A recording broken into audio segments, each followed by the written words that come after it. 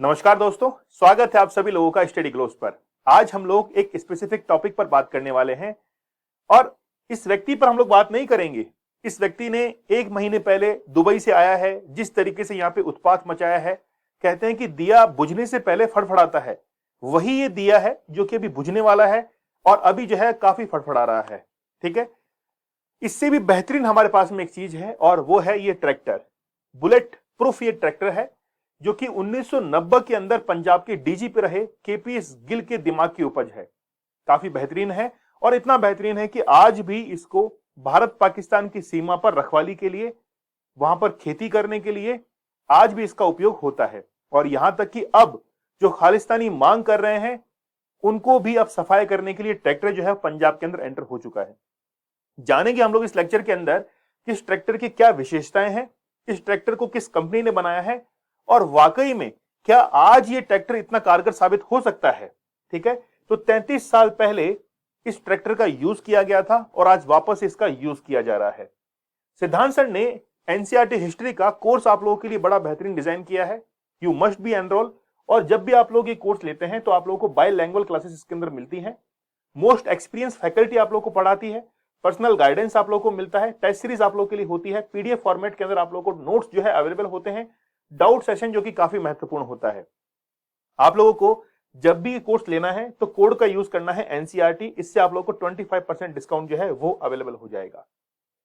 चलिए इस ट्रैक्टर के बारे में पहले हम लोग जान लेते हैं। तो लगभग बात है 1990 के दशक की। 1990 के दशक में एक रात लगभग 8 उग्रवादी जो थे वो गन्ने के खेत में छिपे हुए थे। अब आप लोगों को पता है कि गन्ने के खेत के अंदर जाना आसान नहीं होता है और वो सभी पंजाब को अच्छे से जानते हैं, वो आसानी से उन खेतों के अंदर छिप सकते हैं। समस्या यहां पर आर्मी के लिए हो जाती है कि वो उनको गन्ने के खेत में जाकर पकड़े कैसे आखिरकार। इसीलिए उस समय डिजाइन किया गया इस ट्रैक्टर को। इस ट्रैक्टर को आप लोग देख सकते हैं, अभी मैं आप लोगों को इसके स्पेसिफिकेशन के बारे में बताऊंगा। पूरी तरीके से बुलेट प्रूफ है और लगभग 11 फीट ऊंचा ये रहता है। ये जो ट्रैक्टर है वो आसानी से गन्ने के खेत जो है, शुगर कैन के जो फील्ड है वहां पर क्या कर सकता है, एंटर कर सकता है। और इस मशीन को कोई भी जो है इफेक्ट नहीं होता है, चाहे मिलिटेंट इसके ऊपर कितनी भी गोलाबारी जो है वो क्यों ना करें। यहां तक कि कई छोटे मोटे जो बम है उनको भी आसानी से सहन कर सकता है। तो पंजाब के जो डीजीपी रह चुके हैं केपीएस गिल, उन्होंने 1990 के दशक के अंदर इसको इजाद किया। उनकी दिमाग की उपज थी कि अब क्या किया जाए, क्योंकि मिलिटेंट्स जो हैं वो कहां पर जाकर छिप गए हैं, शुगर कैन के फील्ड के अंदर, गन्ने के खेत में जाकर वो छिप गए हैं। सबसे महत्वपूर्ण बात है यहां पर 3 चीजें हैं कि एक तो 3 चीजें यानी कि 3 जो है वो हमारे पास में पावर है। एक तो कमांड ऑफ पंजाब पुलिस, दूसरा है केपीएस गिल, वो भी अपने आप के अंदर एक पावर है, और तीसरा है AK3।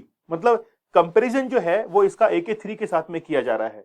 यहां तक कि यह भी कहा गया है कि जो AK47 है उससे भी ज्यादा कारगर जो साबित हो रहा है ये ट्रैक्टर साबित हो रहा है। तो जानते हैं हम लोग कि किस प्रकार से इसको डिजाइन किया गया है। सबसे पहले कि जितना भी टेरर है, मैं आपको एक छोटी सी घटना से इसको रिलेट करूंगा। लगभग 1988 के अंदर लगभग 40 जो उग्रवादी थे, मिलिटेंट्स थे, वो गन्ने के खेत में जाकर छिप गए थे। इस समय केपीएस गिल जो थे वो बहुत परेशान थे कि आखिरकार उनको खत्म कैसे किया जाए। वो अपने जितने भी एडवाइजरी कमेटी थी उससे एडवाइस ले रहे थे कि करे क्या आखिरकार। उन्होंने अपनी अपनी एडवाइस दी, लेकिन आखिरकार जो लीडर होता है वही जो है एक अच्छा सॉल्यूशन निकाल पाता है। मतलब सभी को एक तरीके से इकट्ठा किया, उनको सुना और एक अच्छा सॉल्यूशन जो है निकाला। और वो सॉल्यूशन क्या था, ये बुलेट प्रूफ ट्रैक्टर था। ठीक है, इसके बारे में आया, कंपनी से बात की और स्वराज ट्रैक्टर आप लोग जानते होंगे कंपनी है, उससे बात की।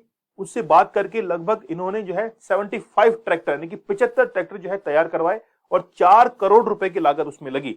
लेकिन उस समय जो 40 मिलिटेंट्स वहां पर छिपे हुए थे खेतों के अंदर, उनके लिए केवल 4 ही ट्रैक्टर काफी थे। तो शुरुआत में 4 ट्रैक्टर तैयार करवाए और उससे उन 40 की 40 मिलिटेंट जो थे उनका क्या कर दिया गया, सफाया कर दिया गया। तो खास बात यह है कि ये सबसे पहले बुलेट प्रूफ जैकेट है, अच्छा ट्रैक्टर है।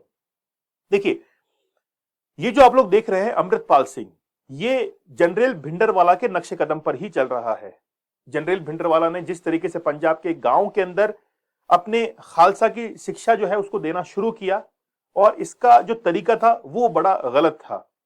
ये इतना ज्यादा उस समय जो कांग्रेस गवर्नमेंट थी उसको ज्यादा इफेक्ट कर रहा था, इन्फ्लुएंस कर रहा था, कि इंदिरा गांधी ने इसको सपोर्ट करना शुरू कर दिया था। लेकिन बाद में ये इसी गवर्नमेंट के लिए जो है वो क्या बन गया था, नाक की हड्डी बन गया था कि कैसे भी करके इसको जो है वो खत्म करे। तो ऑपरेशन ब्लू स्टार के बारे में आप लोग जानते होंगे, 1984 के अंदर जब जनरल भिंडरवाला जो अकाल तख्त साहिब है वहां पर जाकर वो छिप गया था, गोला बारूद जो है अपने साथ में लेकर गया था, और इंडियन आर्मी ने उस समय ऑपरेशन चलाया, ऑपरेशन ब्लू स्टार।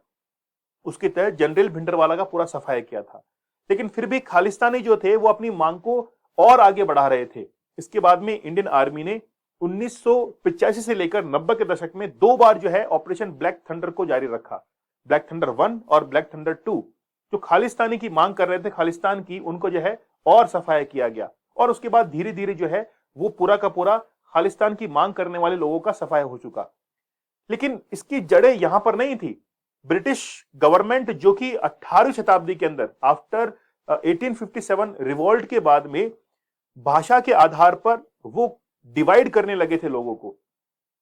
और ये ब्रिटिश की उपज है आज खालिस्तान। हम लोग भारत के अंदर कभी भी ऐसा नहीं करते, लेकिन आज ब्रिटिश कहते हैं कि 1909 के अंदर जो अधिनियम आया था मार्ले मिंटो, उसके अंदर कहा गया था कि एक लेटर जो है वो मार्ले ने मिंटो को लिखा था कि इस तरीके से जो व्यवस्था हम लोग भारत के अंदर स्थापित कर रहे हैं, एस्टैब्लिश कर रहे हैं, वो नाग के दांत के समान है।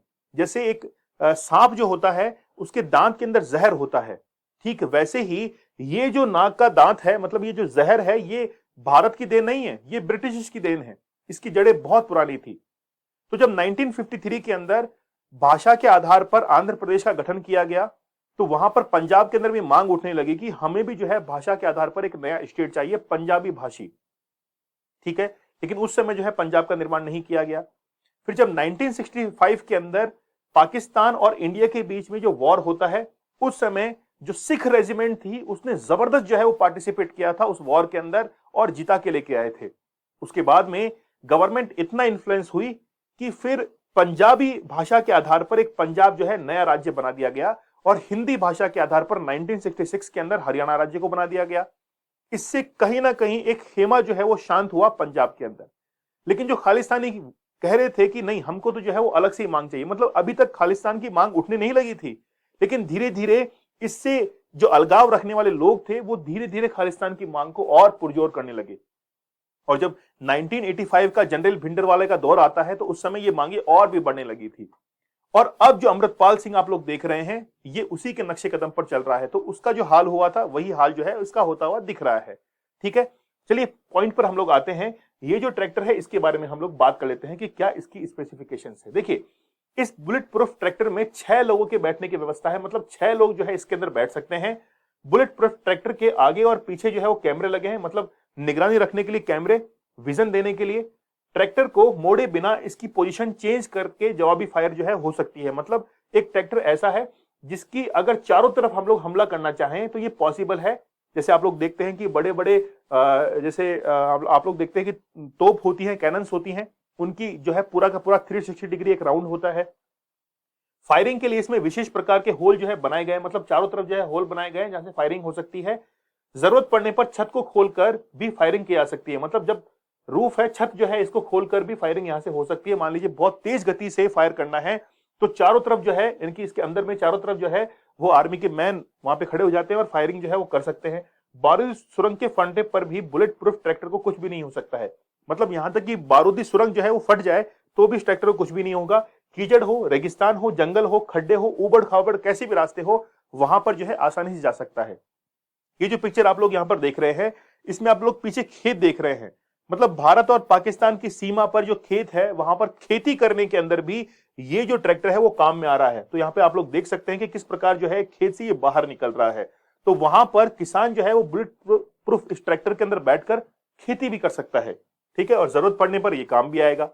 जो 34 साल पहले लगभग 40 घंटे तक एक ऑपरेशन चला था, मौसम काफी खराब था और उस समय उन मिलिटेंट्स को बाहर निकाला गया 1989 के अंदर और उनका एनकाउंटर किया गया। तो तरन तारन जिले, यानी कि जिले का नाम है तरन तारन जिले के निक्की चावल गांव में खालिस्तान उग्रवादियों के खिलाफ 40 घंटे जो है वो लंबा एनकाउंटर चला। इस दौरान पंजाब के डीजीपी केपीएस गिल भी वहां पर मौजूद थे। इस एनकाउंटर में बब्बर खालसा, बेसिकली ये ऑर्गेनाइजेशन है, संगठन है, इसके 6 उग्रवादी मारे गए थे। ये उग्रवादी वहां पास के ही खेत में जो है जाकर छिप गए थे। इस वजह से इन्हें मारने में सुरक्षा बलों को काफी मुश्किल हो रही थी। मतलब शुगर कैन के फील्ड थे, गन्ने के खेत थे, वहां पर जाकर छिप गए थे और फिर काफी ज्यादा परेशानी हो रही थी। इस एनकाउंटर के दौरान आई कठिनाई को देखकर ही गिल के दिमाग में खेतों में छुपकर हमला करने वालों से भिड़ने के लिए बुलेट प्रूफ ट्रैक्टर जो है इसको बनाने का विचार आया। गिल के सुझाव के बाद पंजाब पुलिस ने कई बुलेट प्रूफ ट्रैक्टर जो है वो बनवाए थे।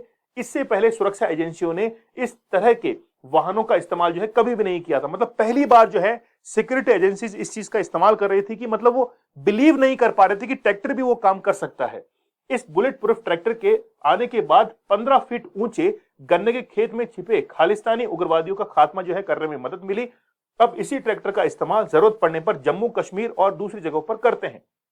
तो जम्मू कश्मीर के अंदर भी जो उबड़ खाबड़ इलाके हैं, क्षेत्र हैं, वहां पर भी जो है इसका इस्तेमाल किया जाता है। ठीक है, ये बुलेट प्रूफ ट्रैक्टर मजीठा, तरन तारन और बटाला ये क्षेत्र हैं। ठीक है, काफी कारगर साबित हुआ है क्योंकि पंजाब के इन्हीं क्षेत्रों में सबसे ज्यादा गन्ने की जो है वो पैदावार है।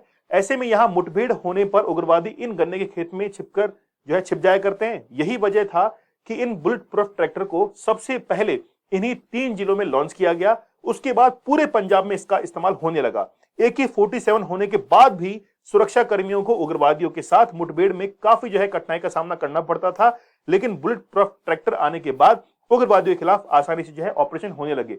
मतलब अगर आर्मी मैन के पास में AK-47 है तो भी वो मिलिटेंट्स से लड़ने के अंदर नाकाम हो रहे थे। अब उनको ऐसी चीज की जरूरत थी जो कि उनको गोली से बचा सके और यही ट्रैक्टर जो है वो काम कर रहा था। ठीक है, तो इस तरह के बुलेट प्रूफ ट्रैक्टर को 1990 में पंजाब के ट्रैक्टर लिमिटेड यानी PTL ने बनाया था। इसके लिए स्वराज कंपनी के ट्रैक्टर का जो है इस्तेमाल भी किया गया था। ठीक है, तो PTL कंपनी ने इसको बनाया और स्वराज जो कंपनी है उसने इसको फिर डिजाइन किया। तब फिर इंडियन आर्मी ने इसको काम लेना शुरू किया। इस ट्रैक्टर की कई तरह की खासियत होती है, जैसे पूरी तरह से ये बुलेट प्रूफ है, इसके आगे व पीछे जो है वो कैमरे लगे हैं। ट्रैक्टर को दूसरी दिशा में मोड़े बिना अंदर से पोजीशन जो है चेंज हो सकती है। मतलब जवाबी फायरिंग जो है हो सकती है। मान लीजिए कि इस ट्रैक्टर का जो फ्रंट है, मतलब मुंह जो है फ्रंट साइड में है, तो पीछे की तरफ साइड में राइट लेफ्ट जो है वो फायरिंग की जा सकती है। लाइट मशीन गन और दूसरे हथियारों से फायरिंग के लिए इस ट्रैक्टर में खास तरह के होल जो है वो बनाए गए हैं। जरूरत पड़ने पर छत को खोलकर भी फायरिंग हो सकती है। इसको कुछ इस तरीके से डिजाइन किया गया है कि बारूदी सुरंग फटने के बाद भी ये पूरी तरीके से क्या रह सकता है, सुरक्षित रह सकता है। ठीक है, तो उस समय क्या हुआ था कि 4 करोड़ की लागत से लगभग 75 बुलेट प्रूफ ट्रैक्टर जो है वो बनाए गए थे। उस समय 4 करोड़ बहुत थे। ठीक है, 2017 में गैंगस्टरों के खिलाफ पुलिस को मिले थे लगभग 24 बुलेट प्रूफ ट्रैक्टर जो है वो मिले थे। CRPF मतलब भारत पाकिस्तान की जो सीमा है वहां पर CRPF तैनात होती है, तो बुलेट प्रूफ ट्रैक्टर से प्रभावित होकर बुलेट प्रूफ गाड़ियां जो है वो बनवाई गई थी। मतलब पहले ट्रैक्टर आया, बाद में गाड़ी आई थी। पाक सीमा पर भी इनका जो है इस्तेमाल होता है। बॉर्डर से सटी जमीन पर बुलेट प्रूफ ट्रैक्टर से होती है खेती, मतलब खेती भी जो है वो इससे करते हैं। तो इतने जबरदस्त स्पेसिफिकेशन के साथ में हम लोग सोच भी नहीं सकते हैं कि ट्रैक्टर जो है इतना जबरदस्त काम कर सकता है। तो अब तो ये तय है कि अमृतपाल सिंह हो या इसके बाद में कोई भी जो है इनके फॉलोवर्स हो, उनको सीधे तौर पर जवाबी कार्रवाई ये ट्रैक्टर और इंडियन आर्मी देने में सक्षम है। ठीक है, तो ये थी इस पूरी ट्रैक्टर की कहानी। आप लोग मुझे जरूर कमेंट सेक्शन में बताइएगा कि आप लोगों को लेक्चर कैसा लगा। अच्छा, मुझे आप लोग कमेंट सेक्शन में ये भी बताइएगा कि ये ऑपरेशन ब्लैक थंडर जो है ये कौन से 2 सालों के अंदर, कौन से ईयर्स के अंदर जो है शुरू किया गया था। अगर मान लीजिए कि आज भी हम लोग अमृतपाल सिंह या फिर खालिस्तान मिलिटेंट्स को जो है उनको खात्मा करते हैं, तो क्या वापस से ऑपरेशन ब्लैक थंडर को चलाने की जरूरत है? आप लोग मुझे टेलीग्राम पर ज्वाइन कर सकते हैं, दीपक इंदौरा ऑफिशियल। इसके साथ में स्टडी ग्लोस आप लोगों के लिए बहुत ही बेहतरीन कंटेंट लेकर आता है। नॉलेज इज पावर, ये हमारी टैगलाइन है। तो चलिए मिलते हैं हम लोग नेक्स्ट लेक्चर के अंदर। तब तक के लिए धन्यवाद, थैंक यू, जय हिंद।